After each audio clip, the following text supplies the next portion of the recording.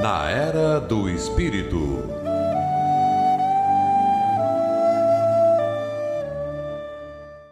Bom dia a todos os ouvintes da Rádio Guarujá AM 1420. Eu me chamo Rosângela Costa e vou apresentar o programa Na Era do Espírito, produzido pelo Centro Espírita Amor e Humildade do Apóstolo deste sábado.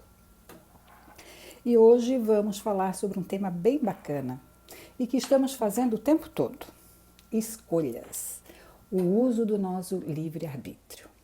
E vamos, primeiramente, buscar Allan Kardec no Livro dos Espíritos, na questão 843, que pergunta: o homem tem livre-arbítrio nos seus atos? E a resposta: pois que tem a liberdade de pensar, tem a de agir. Sem o livre-arbítrio, o homem seria uma máquina.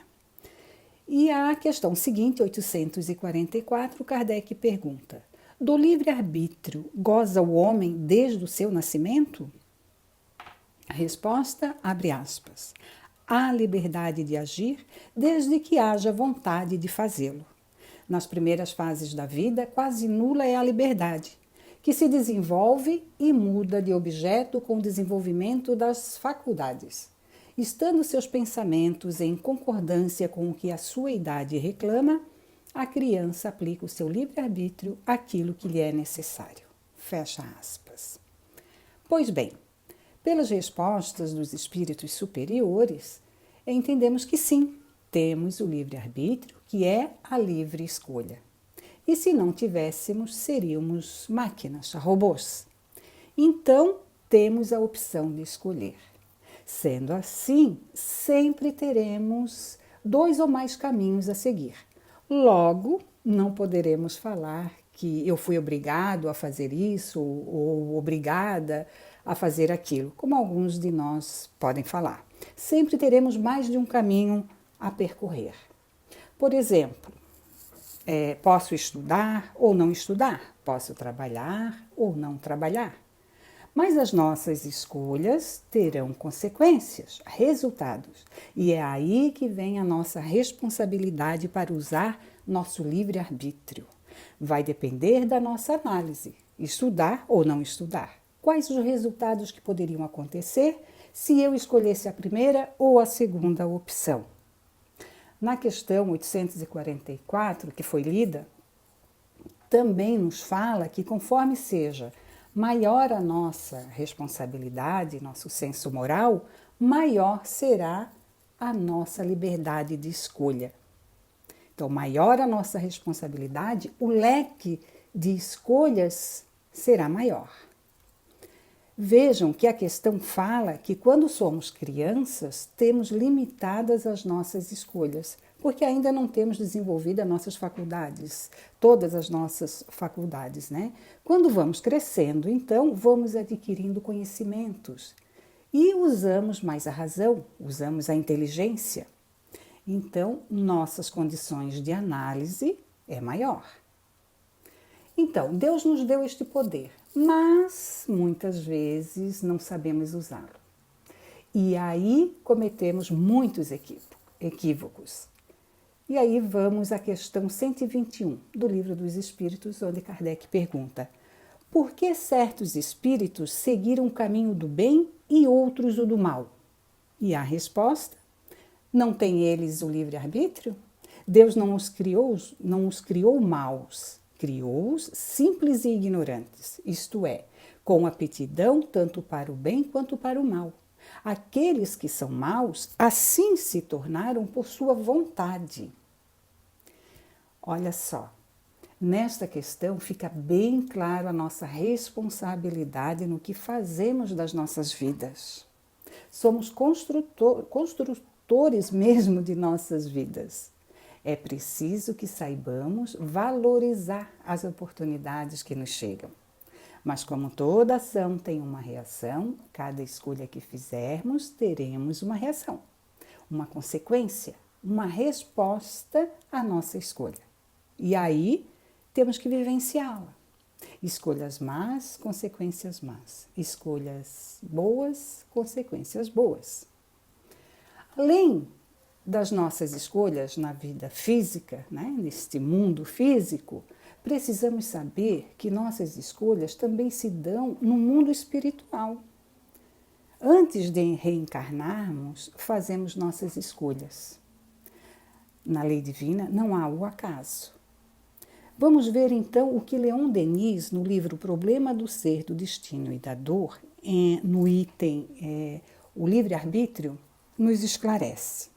Ele diz o seguinte: o livre-arbítrio, a livre vontade do espírito, exerce-se principalmente na hora das reencarnações, escolhendo tal família, certo meio social.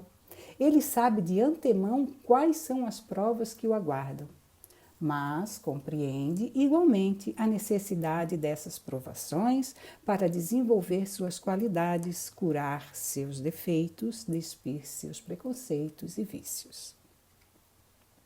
E Kardec também menciona em seu comentário a questão 399 do Livro dos Espíritos, que o espírito goza sempre do seu livre arbítrio no estado de espírito, escolhendo as provas da vida corporal.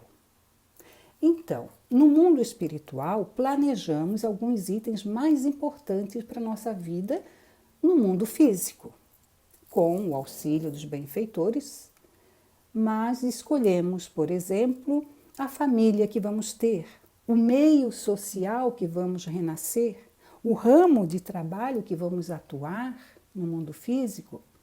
Sabemos também quais as provações que teremos que passar no corpo físico, como desenvolver nossas qualidades, domar nossas más tendências, curar nossos vícios, preconceitos, etc.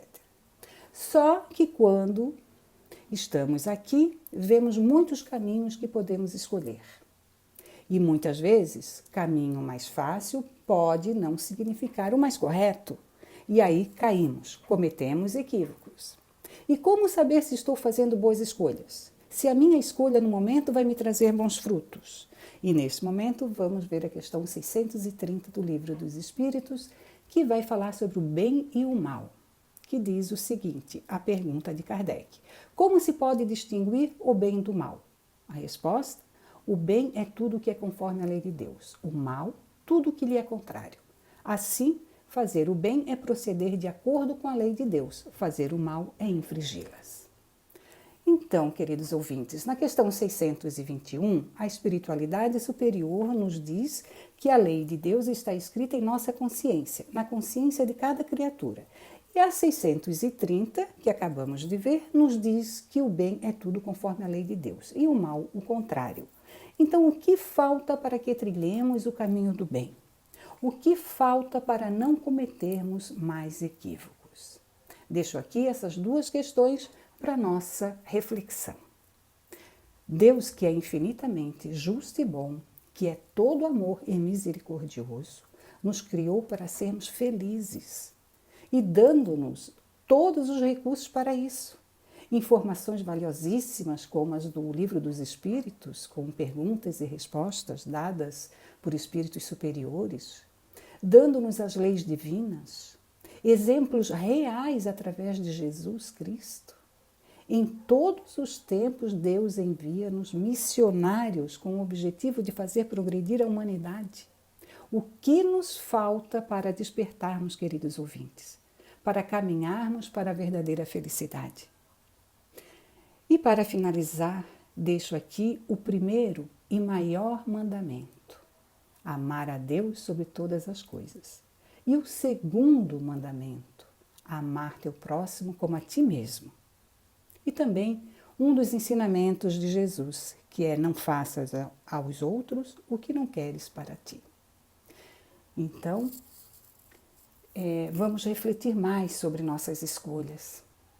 E na dúvida em qual caminho seguir, vamos fazer uma oração bem sentida para que Jesus e os nossos anjos de guarda possam nos inspirar a proceder melhor, certo?